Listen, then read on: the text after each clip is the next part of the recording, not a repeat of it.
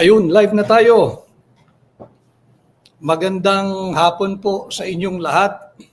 Friday, November 21, 5:10 p.m. Magandang hapon po sa lahat ng Pilipino, Luzon, Visayas at Mindanao. Magandang araw sa lahat ng Pilipino saan man po kayong bahagi ng mundo. Bago po tayo lalong lumalim sa ating topic ngayong araw, ang drug addiction at corruption. Napakarami pong nangyari ngayong linggong ito at ito'y naganap, napabilis ang lahat. Simula ng lumantad through his video message, si dating Congressman Saldico ng Ako Bukol. Binukulan po lahat ng Pilipino, bagamat siya ay lumabas, lumantad at nagpahayag, hindi po hero si Saldico. Hindi rin po lalong hero si Bongbong Marcos. Yan po ang pag-uusapan natin. Again, ang ating topic, drug addiction at corruption. Welcome po pati ang troll ng mga drug addict. Welcome po pati yung mga trolls ng mga corrupt. Sapagkat dito po sa ating pahayagan, ang tinig maisog, parti at bahagi ng ating advokasya ay maiangat ang antas ng pampublikong diskurso. Sa layunin po na mamulat ang higit na maraming Pilipino, mulat na. Subalit patuloy pa nating mulatin upang nang sa ganoon ay maprotektahan natin ang ating bansa, maitaguyod natin ang ating saligang batas at maitaguyod natin at mabigyan ng desente, marangal at higit na mabuting buhay ang ating mga kabataan ngayon higit pa sa mga darating na araw. Nagsalita ang mga legitimate dissenters na kagaya ko, biglang may sisigaw, destabilization. Pero pagka drug addiction, tahimik na po sila. Pagka massive corruption, tahimik na po sila. Pagka massive looting of public funds, tahimik na po sila. So patuloy din ho kayong manindigan, katulad po ng mga kagaya kung may social media channel. Yung mainstream, pag-usapan natin yung mainstream din yan, maya-maya. Yung mainstream ho, iilan na lang ang totoong nagpapahayag ng balita. Compromise po yung mga yan. Kita naman natin bahagi po sila nung propaganda machinery ng Marcos Jr. administration. Okay, tuloy na po tayo, drug addiction at corruption. Yung drug addiction, seryoso po iyan. Kagaya po ng aking nasabi, ito po'y brain disorder. Neurological po yan. May tama po sa pag-iisip yung mga drug dependents or drug addict. Ano po ang kinalaman nito sa krisis na kinakaharap ng ating bansa? Mantakin po ninyo yung issue lamang ng flood control funds anomaly at itong illegal, immoral, invalid, criminal at unconstitutional 2025 national budget kung saan ito ang simulat katapusan ng korupsyon. Pero pinirmahan ni Bongbong Marcos matapos daw niyang masusing pag-aralan at basahin ang kada pahina. Kaya po tayo nasasadlak ngayon sa pinakamalaking kontrobersiya patungkol sa korupsyon na pumalaot sa ating kasaysayan at bumabagabag sa bawat Pilipino sapagkat hanggang ngayon marami pa rin lubog ang paa sa tubig baha o hindi man po lubog hanggang tuhod sa tubig baha. Nagkakasakit kung ano-anong sakit na at 52 billion. Galing lang daw po ito sa district ng engineering district ng Bulacan. 52 billion, imaginein ho ninyo. 52 billion sa Bulacan lamang na sinasabi ni Saldico ay kanyang i-deliver bilang bahagi ng korupsyon na nagmumula po dyan sa flood control funds. 52 billion. Sinungaling pa raw ho si Yusek Robert Bernardo dahil Nakaw na ho yung 52 billion doon sa salaysay ni Robert Bernardo, tinira pa yung kalahati, ang dineklara lamang ay 26 billion. Ganun po kakakapal ang muka ng mga ito. Yung Yusek Robert Bernardo ho, taga Bulacan ho yan ha, yung mga kababayan natin sa Bulacan. Alam naman ninyo, taga Bulacan ho yan, pero tingnan ninyo yung ginawa niya sa lalawigan ng Bulacan, sa probinsya ng Bulacan. Wala po niyang habas na inubos ang pondo para sa flood control at wala po siyang pakialam sa mga kapwa niya Bulakenyo. Malubog kayo riyan, magkasakit kayo riyan, at kung ano-ano pa, masirang hanap buhay niyo, ang kasangkapan, magkalubog-lubog kayo sa utang, basta siya, paldo ang bulsa, bilyong-bilyong piso, galing sa nakaw na yaman. No? Malinaw po doon sa sinabi ni Saldico na yung kanya pong 52 billion galing po exclusively from the Bulacan flood control projects. At malinaw din po dyan, sinabi niya tahasan 25 billion pesos. 25 billion pesos ay kanyang dineliver directly, diretso sa Pangulong Bongbong Marcos. Iba pa ho yung 100 billion pesos na insertion at hindi pa ho iyon kasali doon sa mga insertion ng Bulacan. No? So yung ating pong problema ngayon bilang mga Pilipino, bilang isang bansa, nahaharap po sa talagang matinding krisis sa integridad, krisis sa liderato, krisis pagdating po sa ating tiwala sa mga nanunungkulan sa ating pamahalaan. Imagine ho nyo, a few weeks back, meron po tayong live. Ang ating pamagat doon ay tarangkahan. Nasa tarangkahan na ng Malacanang nung unang binanggit ni Yusek Robert Bernardo at hindi po natin tinigilan ito. Bakit? Sapagkat doon, kaladkad na yung tanggapan ng Pangulo. Nung binanggit doon sa affidavit ng Yusek Robert Bernardo na yung Yusek Trigib Olaybar ay may sweetheart deal, whether figuratively or literally, hindi po natin alam. May sweetheart deal si Yusek Trigib Olaybar kay DBM Secretary Amina Pangandaman. Nandyan po yan sa file natin sa history ng ating pagla-live.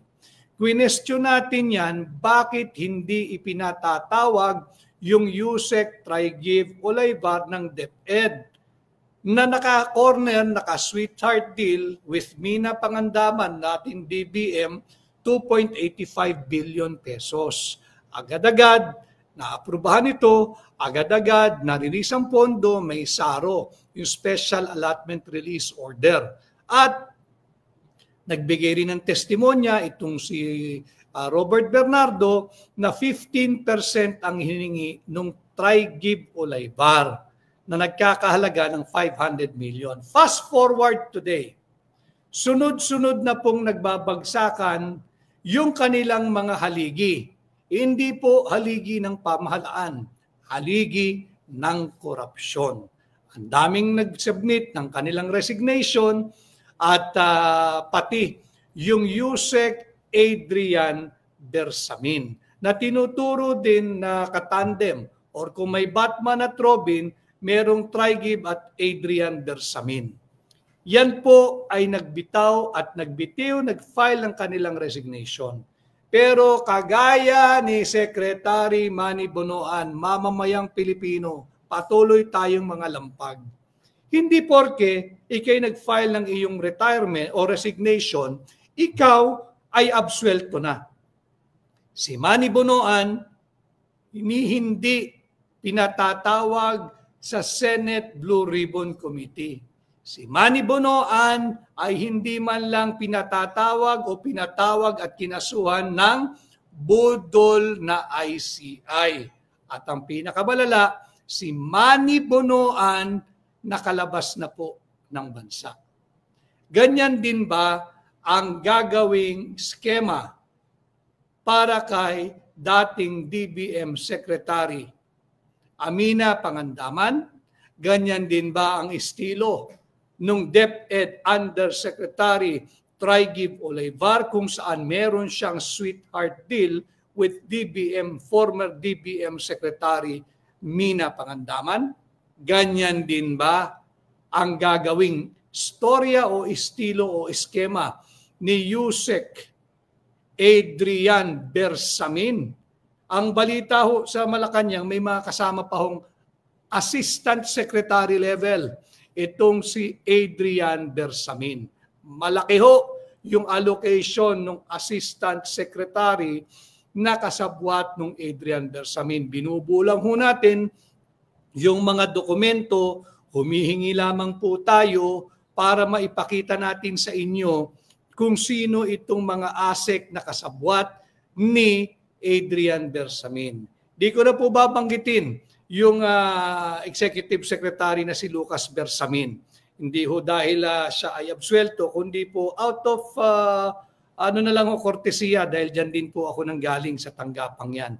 Ibigay ko po sa ibang magkokomentaryo yung aspetong yan. So para wala pong masabi. So yun nga po, tagos na po sa tarangkahan ng Malacanang itong level ng korupsyon. In fact, nasa loob na ng Malacanang ang korupsyon. Tahasan at direktang itinuro na si Bongbong Marcos na may 100 billion pesos insertion as per Congressman Saldico.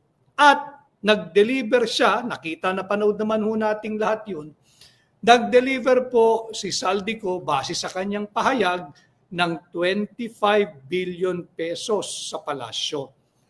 Ang laking pera po noon. And incidentally, kaya po ako ay laging nagpapaalala po sa inyo, sana itulungan po ninyo yung lahat ng ating pahina. Facebook, yung mga nasa Facebook po, sana kayo ay patuloy na mag-comment, mag-react, mag-like, mag-share at mag-follow.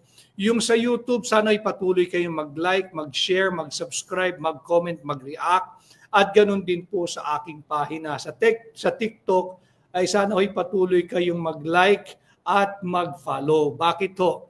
Sapagkat nung inilabas po natin yung video ni Saldico, bigla pong tinake down ng Facebook yung video yun. And I'm sure hindi lang ho ako. Marami tayo na nag-share po noon na take down, linimit. Hindi na po natin ma-share, bigla pong nawala. Kaya po ito talaga, paghandaan natin na one day magising tayo na take down yung ating pahina o mga pahina. Kanya po tayo ay nagmumulti-platform sa social media. Sana ay matulungan ninyo sapagkat bahagi po ng aking advokasya ay magkaroon ng patuloy ng direktang ugnayan kasama po kayong lahat. So, lusot na, tagos na sa tarangkahan. Kung dati ay hanggang tarangkahan lang, kumakatok, nagdo-doorbell ang sa pintuan na ho ng Malacanang, ito po'y tumagos na. Sapagkat hindi po natin pwede na basta-basta baliwalain yung revelation ni Congressman Saldico. Ulitin ko hindi po hero si Saldico. Subalit, pinatunayan lamang niya na hindi siya yung most guilty. Matagal ko na hong sinasabi sa inyong lahat, if there is someone who is most guilty into the systematic corruption that we have all been witnessing in this Marcos Jr. administration, it's no less than, none other than, the most guilty is none other than Ferdinand Bongbong Marcos Jr. Bakit? Pinirmahan po niya yung taunang budget natin. Noong 2024 na lang, meron na pong lintik na daang bilyong pisong insertion. Ngayon pong 2025, sinabi na po natin, nag-file na po tayo ng kaso, wag mo sanang pirmahan yan. 2024 pa Disyembre, nangangampanya na tayo, wag mong pirmahan yan. Wag kang matakot na magkaroon ka ng reenacted budget sapagkat illegal, invalid, immoral, criminal at unconstitutional. Yung panukalang budget na nagmula dyan sa mga blankong bicameral conference committee report ng 19th Congress, hindi ba? Ang chairman ho noon ay si Saldico yung chairman ng appropriations. Kaya nga siya ay ngayon sinasabi wala raw credibility. Pambubudol po yan ng Marcos Jr. administration. Paano mo sasabihin walang credibility si Saldico? 3 taon mong siyang ginawang chairman ng appropriations. 3 taon po siyang chairman ng appropriations sa ilalim ng 19th Congress, sa ilalim ng pamumuno ni Martin Romualdez, dating speaker, first cousin ng kasalukuyang Pangulo, Bongbong Ferdinand Marcos Jr. Paano nila sasabihin, sinungaling ito, walang kredibilidad ito, bata nyo si Saldico. Ang problema, matagal na rin natin sinabi kay Saldico, iuhulog ka na. In fact, linaglag ka na. Matigas lang ang ulo mo o sadyang umaasa ka lang na hindi ka iuhulog, matagal na nating binalaan, iuhulog ka na kung di ka pahulog. Kung lumabas ka noon pa lamang, higit siguro na makukuha mo ang simpatya, ang paniniwala, ang tiwala, at ang proteksyon ng mamamayang Pilipino. Pero okay na rin, kahit late na ang paglabas mo, importante, malinaw sa kanyang testimonya, tinuro niyang tahasan diretsyo, 25 billion pesos. 25 billion pesos ang ibinigay kay Bongbong Marcos, bahagi ng korupsyon dito sa 2025 national budget. Bukod pa riyan, tahasan niyang itinuro si Bongbong Marcos ang may author at nag-utos na magkaroon ng 100 billion pesos insertion. Nung kanyang tinanong, si Martin Romualdez, ang sabi ni Martin Romualdez, wala tayong magagawa, hindi maaring mabali ang utos ng hari. Ang totoong hari ay kayo, pamamayang Pilipino. Balikan ninyo ang ating saligang batas. Sovereignty resides in the people. Kayo po ang hari and all government authority emanates from you. At speaking of hari, hindi po hari ang mga yan. Naghahari-harian, naghaharing uri. Sa mga Katoliko, ngayon darating na linggo, Kristong Hari. Kapistahan ng Kristong Hari. Yon ang tunay na hari. Bakit po natin nabanggit bigla yung pista ng Kristong Hari? Makikita nyo na mayroong unseen hands na talagang gumagabay sa ating mga Pilipino. Kahit po na sa kanila lahat, ng yaman, nakaw lamang, yung nakaw na yaman, nasa kanila, yung kapangyarihan, yung poder, yung impluensya, yung mga lahat na, pati pamimwersa, hindi pa rin sadyang maikubli ang mga katiwaliang kanilang ginagawa.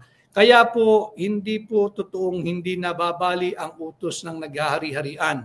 Isa lamang po ang tunay na hari. At kaya ko rin po dugtong-dugtong na po ito ang ating topic na drug addiction at corruption. Meron pong ginagawa. Ako po ay miyembro ng Simbahang Katoliko. Miyembro dahil simula po nung ako'y pinanganak, ako'y nabinyagang Katoliko. At wala po tayong magagawa roon. 400 years tayong nasa ilalim ng pamumuno ng mga Espanyol. At alam naman natin, ginamit nila yung crucifix o yung krus upang tayo'y sakupin. At 400 years tayo, nandyan yung mga simbahan, yung mga ancient churches natin. Nakita natin, karamihan sa Pilipino ay Katoliko. Pero nais ko lang din, dito naman sa ating programa ay Real Talk tayo. Meron silang ginagawang mga... Ang may problema si Bongbong Marcos. Pero hindi nila makondina. Hindi nila makondina. Confronted na po si Bongbong Marcos ng issue ng drug addiction at corruption. Pero napakatahimik, nakakabingi. Ang katahimikan ng simbahang Katolika. Nakakabingi. Tila sinasabi, mas mainam na si Bongbong Marcos kesa yung constitutional successor. Alam mo ninyo, parang yung sinabing, sige na, gahasain mo kami araw-araw, nakawin mo lahat ng pera namin. Huwag lang maupo, dahil nga may constitutional succession tayo, yung ayaw namin. Hindi naman po ito patungkol sa simbahan lang ng mga Katoliko. Ito po'y usapin ng lahat ng Pilipino, anuman ang iyong relihiyon. May obligasyon sila na labanan ang kasamaan. May obligasyon silang magturo ng tama't mali. dito po sa aking parish, kikita ko, tama naman, tumulong tayo. Subalit, kastiguhin natin yung mga nagnanakaw ng pondo natin. Pag may sakuna, ito po yung talagang napaka-ipokrito. Pati yung mainstream media, kaya ho kayo, yung mga nakasubaybay, wag na ho kayong magpapabudol sa mga ito. Tuwing may trahedya, may bagyo, may baha, may sunog, may kung ano man, magkakaroon po sila ng fundraising for the victims of typhoon ganito, for the victims of earthquake ganito. Ang daming pera ng gobyerno Ninanakaw nga nila daang bilyon Tapos, tuwing may sakuna, tatakbo kayo sa pribado, nakuba na halos lahat. Kakakayod, kakabayad ng buwis, traffic, yung traffic, patindi na ng patindi. Magpapakita kayo ng mga maramdaming video sa inyong programa, sa telebisyon, yung mainstream media, sa simbahan, mga ngampanya na mag-relief drive tayo, wala pong masama doon. Subalit, nakakasakit ng loob pagka usapin na ng pagbatikos sa mga nagnanakaw sa mga Pilipino, tahimik ang simbahan. Tahimik, napakatahimik. At pag kinakailangan tumulong, tatakbo sa pribado. Hindi ba ninyo nakikita? Daang bilyon, trilyong piso ang kinukurakot ng mga nasa pamahalaan. Ni hindi ninyo tugisin? Drug addiction na ang issue. Wala akong pakilama doon sa issue ng pamilya. Pag-usapan lang natin yung may accountability bilang Pangulo. Dahil wala po tayo pare-parehas pakialam doon sa away pamilya nila. Yan sumabog na po yan, problema ho nila yon. May pamilya po nila yan May kanya-kanya tayong pamilya, may mga kanya-kanya din tayong concern sa ating mga kapamilya. Pero pagka ang pinag-uusapan na ay ang Pangulo ng Republika ng Pilipinas at mismo ang kanyang nakatatandang kapatid, sa Pilipino pa, sa ating mga Pilipino, ate, manang, di ba? Mismo ang nagpahayag, derechahan. At yung kanyang pahayag, malalim. Malalim, hindi lang po yung pinaguhugutan, kundi yung simula ng kanyang pahayag. Pagka napanood ho ninyo, at nakakatiyak ako napanood ho ninyo, ang kanyang testimonya, sinabi niya, bata pa lamang kami.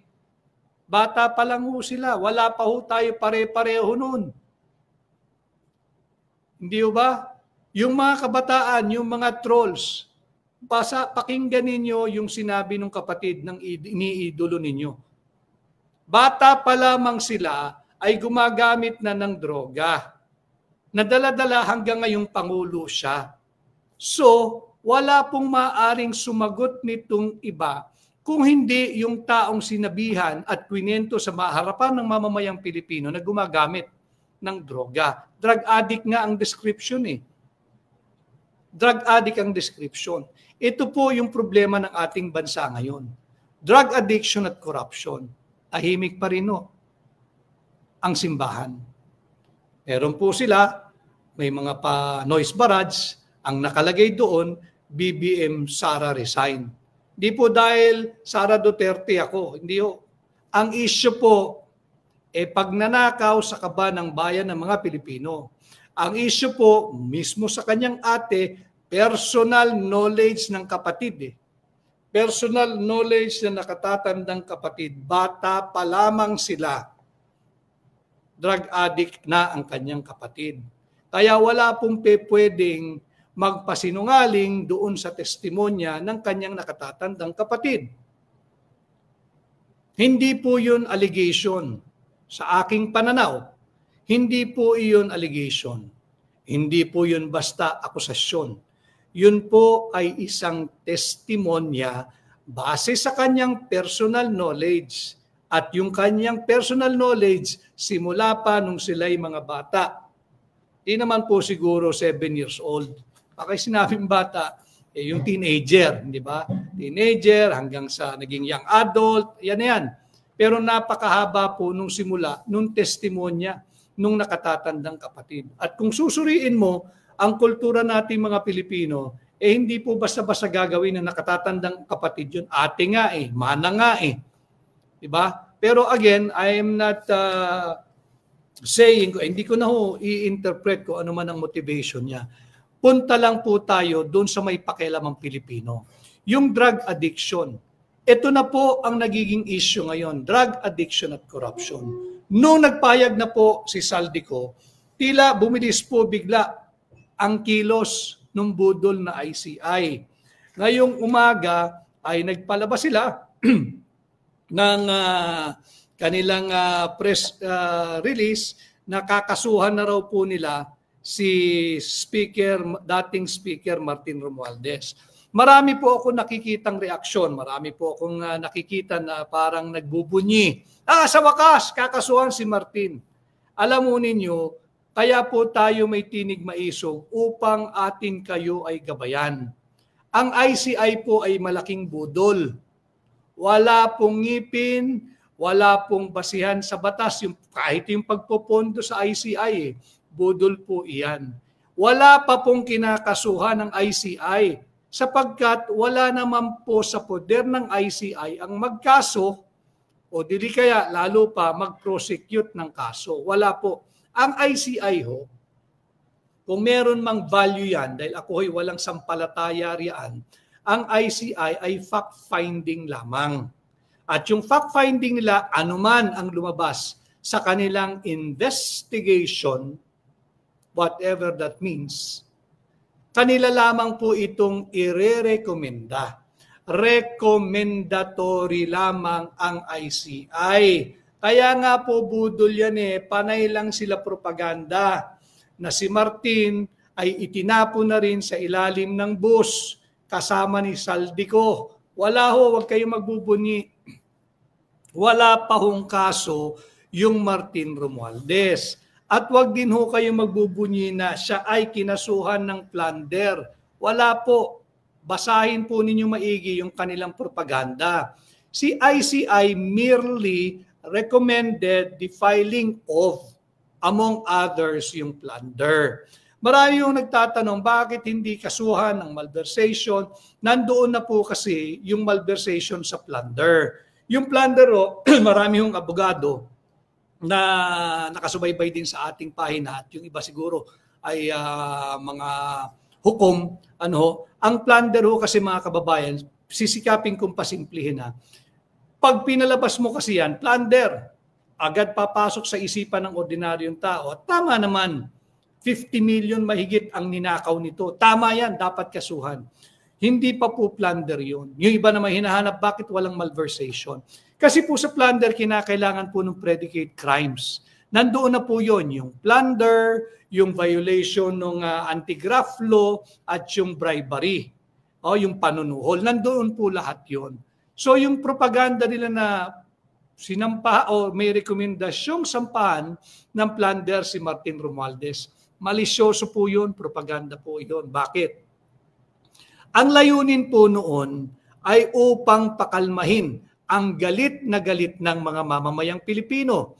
Ilang ulit na naglalabasan ang Pilipino sa kalsada. Kanya nga po sa pilit nilang pigilan ang ating paggamit ng ating karapatan na payapang magtipon-tipon at magpahayag ng ating saloobin at sama ng loob sa mga marling polisiya, kurakot, korupsyon at drug addiction ng mga nasa pamahalaan, tatakutin kayo ng sedition. Tatakutin kayo ng inciting to sedition. Meron na po tayong ginawang interview, yung mainstream media, yung SMNI po, patas naman yan. They ask the hard questions. Pero yung isa pong nag-interview sa akin, wag na natin banggitin yung pangalan at kilala naman ninyo, kitang-kita naman ninyo ang layunin na pakasiraan lang yung mga tao o personalidad na ayaw niya. Samantalang nakita naman niya siguro sa inyong comment at reaction, talagang munghing-munghi na kayo sa kanyang inasal, sa kanyang sariling programa. Alam mo ninyo, ang tao kahit may pinag-aralan, hindi talaga kasama sa pag nag-aaral ka, may modo ka Kayo, pag nag-imbita kayo ng bisita sa inyong bahay, siguro naman, bibigyan nyo ng tamang kortesiya at respeto, hindi ba? Pero kakaiba kayo, kung nag-imbita kayo ng bisita sa bahay ninyo, tapos binabastos ninyo. Yun po yung nangyari. Bakit? Sangit-ngit po niya na ang constitutional successor ay si Vice President Inday Sara Duterte. Kaya sinabi ko sa kanya, bakit ba ayaw mong respetuhin ang saligang batas? Ano po yan I'll use the term dilawan. Proud dilawan po yan. Proud pinklawan po yung nag-interview sa akin. Kaya nga po, balik natin sa kanya. Di ba't ang tawag ng mga dilawan sa 1987 Constitution ay Cory Constitution, Cory Aquino Constitution, sapagkat nung panahon niya, ito ay muling naisulat. At nung panahon niya, ito'y naratipika sa pamamagitan ng isang plebisito. That's why they called the 1987 Constitution as the Cory Constitution. Ngayon, yung mismong professed, proud yellow/pinklawan, isinusulong niya na lapastanganin, yurakan at sunugin ang mismong Cory Constitution na kanyang sinasabing siya'y dilawan at pinklawan. Ganyan po katwisted ang pag-iisip ng mga yan. Mga brat po yan. Pag hindi nila nakuha ang gusto nila, galit sila sa iyo. Pag hindi nila nakuha yung gusto nilang sagot sa iyo, aawayin ka nila. Bakit? Yan po ang trademark nila. Kaya po yung sa atin, paulit-ulit, parang kulang na lang sabihin niya, santabi na natin ang saligang batas. Tapo na natin yan, sunugin na natin yung Cory Constitution. At gumawa tayo ng isang bagay na labag sa ating saligang batas. Yun na lang ang kulang niyang sabihin . Nais ko na nga akong biruin sa kanyang programa . Anong gusto mo? Gumawa tayo ng isang bagay na seditious, di ba? Pero obvious naman sa kanyang pananalita, wala siyang respeto sa ating saligang batas. So ito pong ginagawa ng ICI ay isang malaking budol, isang malaking sarswela. Nais po nilang palamigin ang ulo ng mga Pilipino. Ito pong buwan ng Desyembre parang hindi po nararamdaman ng maraming Pilipino. Bakit? I think more than 25% of the value of the peso, yung halaga po ng piso natin, more than 1/4 na po ang naubos dito. Yun na po ang nawala sa halaga ng ating piso. Baka mayroong mga taga-bangko rito or bankero, maaari ho kayo magmensahe magkano nagsara ang palitan ngayon ng dolyar kontra piso, piso kontra dolyar. At 15,000 ICI ay budol. Scammer yung ICI. Scammer ho talaga yan. Scammer ho talaga yan. Huwag ho tayo maniniwala riyan. Pinipili lang nila yung kanilang yuyugyugin para magmukhang malinis, mukhang maayos, pogi yung kanilang patron, si Bongbong Marcos. Bakit wala pa ngayon sa radar ng ICI ang Region 1? Yung Region 1, paulit-ulit itong binanggit ni Governor Chavit Singson, binanggit ito sa paragraph 30, yung famous paragraph 30 ni Ginoong Curly Discaya sa kanyang affidavit. Sadya pong hindi binasa yung paragraph 30. Yung paragraph 30, itinuturo po niya ang Regional Director ng DPWH Region 1. Ano po ang Region 1? Ilocos Norte. Pahayag po ni Curly Discaya doon, yung Regional Director ng DPWH Region 1. Hindi po ito sinasama hanggang sa ngayon sa investigation. At meron pong malinaw na footage at news report. Ipalalabas ko din po yun dito sa ating pahina. Hinahanda lamang po ng ating mga volunteers. Yung mga hindi tapos o substandard o agad nawasak na flood control projects sa Region 1, specifically sa Ilocos Norte, sa distrito ng anak ni Bongbong Marcos na si Sandro Marcos. Bakit hindi ito sinasama ng ICI? Kasi nga, budol si ICI. Nasaan?